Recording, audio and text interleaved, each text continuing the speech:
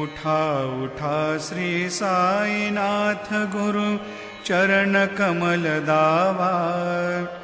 आधि व्याधि भवताप वारुनी तारा जड जीवा। भक्त मनी सद्भाव धरोनी जे तुम्हानुसरले।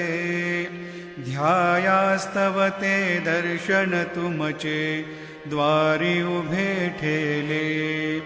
ध्यानस्था तुम्हास पाहुनी मन मुचे धाले। परित्वद वचनामृत प्राशायाते आतुर झाले। उघडोनी नेत्र कमला दीनबंधू रमाकांता। पाहि बा कृपा दृष्टि